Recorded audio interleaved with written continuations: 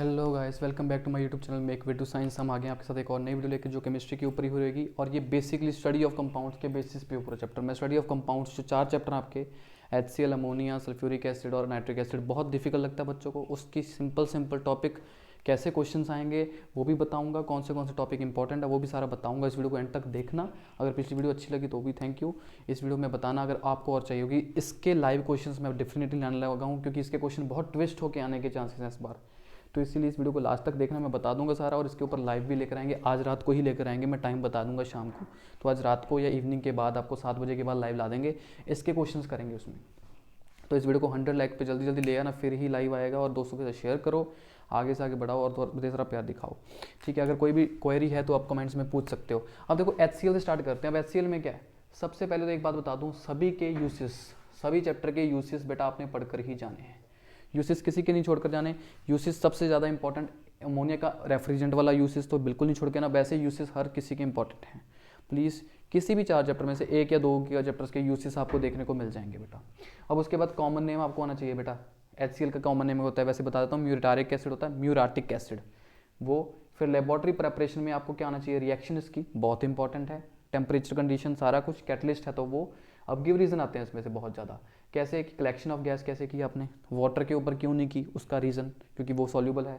फिर drying of gas, gas को किससे ड्राई करते हो, किसी से, अगर किससे करते हो तो क्यों करते हो, किससे क्यों नहीं करते उसका रीज़न भी है, ठीक है। फिर आइडेंटिफिकेशन कैसे करोगे गैस की, मटेरियल कौन से यूज्ड हैं और उसको क्यों यूज़ कर रहे हो, क्योंकि वो सस्ता है या कुछ भी है ना। तो यहाँ पे प्रिकॉशंस भी ध्यान में रखनी है। तो ये सारे क्वेश्चंस आपको देखने को मिलेंगे। उसके बाद फाउंटेन एक्सपेरिमेंट तो आपको पता ही इंपॉर्टेंट है, इसका और अमोनिया दोनों का इंपॉर्टेंट है बेटा, वो कर लेना। Reaction with ammonia very important. उसके बाद बैक सक्शन, जब आप HCl एसिड को बनाते हो तो यहाँ पे HCl की प्रेपरेशन है, ये HCl गैस की है, यहाँ पे HCl एसिड की, वहाँ पे एक बैक सक्शन का क्वेश्चन आता है, वो भी बहुत इंपॉर्टेंट है।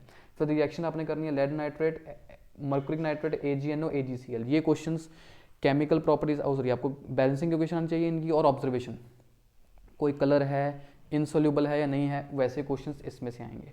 फिर एक्वारिजिया, ये एक्वारिजिया क्या है, इसकी कॉम्पोजिशन क्या है। उसके बाद इसकी oxidation property very important. Oxidation property आपको HCl की आनी चाहिए। ऑक्सीडेशन प्रॉपर्टी नहीं है, ऑक्सीडेशन रिएक्शन है बेसिकली इसकी, कि इसकी ऑक्सीडेशन रिएक्शन क्या होगी, प्रॉपर्टी नहीं लिख सकते यहाँ पे, इसको हम रिएक्शन लिख देते हैं कि जब आप ऑक्सीडेशन करोगे तो इसमें क्या होगा कि जो HCl होता है उसमें से Cl अलग हो जाएगा, H अलग हो जाएगा, क्लोरीन गैस बाहर निकलती है। तो ये बहुत इंपॉर्टेंट है, पेपर में आ सकता है कि जब आप ऑक्सीडेशन करोगे HCl की तो कौन सी गैस निकलती है। ऐसे क्वेश्चंस आते हैं बेटा ट्विस्ट करके। उसके बाद हम NH3 की बात करें तो NH3 में क्या, सबसे पहले तो यूसेस तो बता ही दिए थे। अब स्ट्रक्चर आना चाहिए आपको अमोनिया का, क्योंकि वो केमिकल बॉन्डिंग में पूछ सकते हैं। उसके बाद बैक्टीरियल डिकम्पोजिशन ऑफ यूरिया, इसका क्वेश्चन कि आपको पूछ सकते हैं कि वॉशरूम में आप जाते हो तो वहाँ पे क्यों आपको एक गंदी स्मेल आती है, पंजिंग स्मेल। तो उसका रीज़न ये है क्योंकि वहाँ पे यूरिया होता है, यूरिन में होता है आपकी, है ना। तो यूरिन में जो यूरिया होता है उसकी जब डिकम्पोजिशन होती है तो वहाँ पे अमोनिया गैस बन जाती है। तो एक तरह की वो अमोनिया की फॉर्मेशन भी है और वो वाली रिएक्शन इसलिए इंपॉर्टेंट है। फिर फॉर्म्स ऑफ अमोनिया, जैसे एक्वा अमोनिया, लिक्विड अमोनिया, तो ऐसे फॉर्म्स ऑफ अमोनिया का क्वेश्चन आ सकता है। Preparation by ammonium salts very important, इसकी बैलेंसिंग आ सकती है आपको, इसकी आपको बैलेंस केमिकल इक्वेशन लिखने को पूछ सकते हैं।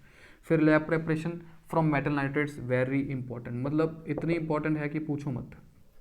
इसमें आपको क्या आ सकता है, गिव रीज़न, कि आप वो वाली क्यों ले सकते हो, ठीक है। उसके बाद आप इसको आइडेंटिफिकेशन भी आती है इसमें कि क्या क्या आइडेंटिफिकेशन है, ड्राइंग कैसे करोगे, इसकी कलेक्शन कैसे करोगे, रिएक्शन अच्छे में दिमाग से रखनी है। तो ये क्वेश्चंस आपको दिख सकते हैं। हेबर प्रोसेस वेरी इंपॉर्टेंट, ये क्या होता है, 1 साल के बाद आने जाता है।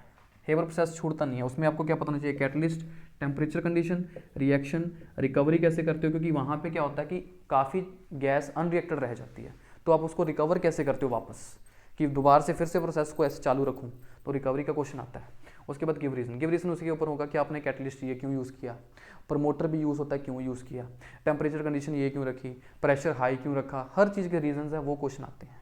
स्टडी ऑफ कंपाउंड में से गिव रीज़न के क्वेश्चंस आएंगे ही आएंगे डेफिनेटली 3 से 5 नंबर के।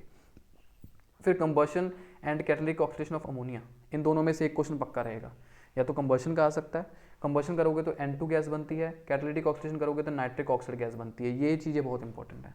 फिर रिडक्शन ऑफ मेटल ऑक्साइड, ये भी क्वेश्चन आना है बहुत, मतलब अगर आप 10 ईयर उठाकर देख लोगे आपको मिल जाएंगे, PY यूज़ कर लो सारे क्वेश्चन होंगे। मेटल ऑक्साइड की जब रिडक्शन करते हो किससे। फिर reaction with chlorine gas, chlorine के साथ एक होती है एक्सेस ऑफ अमोनिया, एक होता है एक्सेस ऑफ क्लोरीन, वो वाला क्वेश्चन। फिर टेस्ट फॉर अमोनिया, अमोनिया का टेस्ट, और उसमें से एक नेशनल सोल्यूशन बहुत इंपॉर्टेंट है, टेस्ट ऑफ अमोनिया कर लेना। उसके बाद याद करें नाइट्रिक एसिड। नाइट्रिक एसिड में तो आपको इसकी एटमॉस्फेरिक फिक्सेशन कर लेना, इतनी इंपॉर्टेंट नहीं है, यूसेज बहुत मेन है।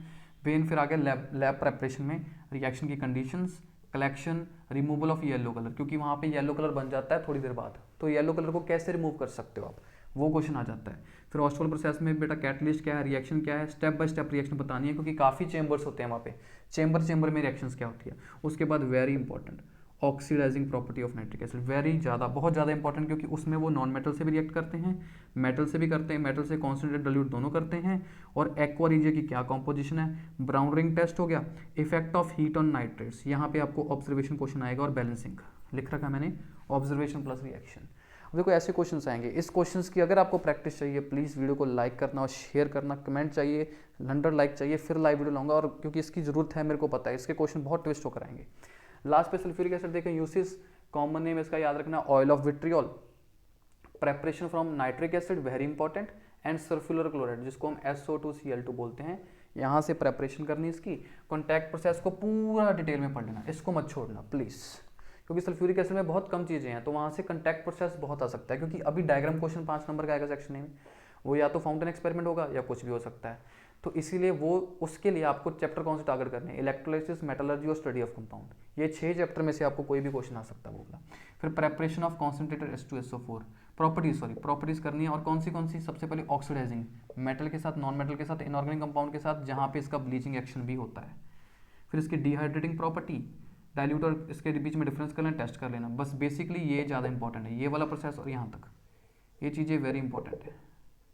तो सल्फ्यूरिक एसिड बहुत कम चीज़ें हैं पर इंपॉर्टेंट सारा कुछ है, क्योंकि हर चैप्टर में आप मान के चलो ये 20 मार्क्स के सारे चैप्टर आएंगे, क्योंकि 20 मार्क्स के पूरे चैप्टर आपके कवर हो जाएंगे, और आपको 20 मार्क्स कैसे लाने मैं उसमें पूरी हेल्प करूँगा। अगर आपको ज़रूरत है हेल्प की तो वीडियो को लाइक करो, 100 लाइक जल्दी से जल्दी पहुँचाओ कि आपके लिए लाइव वीडियो लेकर आएँ। थैंक यू सो मच, ऐसी वीडियो लाता रहूँगा। बाकी जो चैप्टर बच गए हैं उनकी वीडियो आपको अपलोड कर देंगे बेटा आज शाम तक। Thank you so much.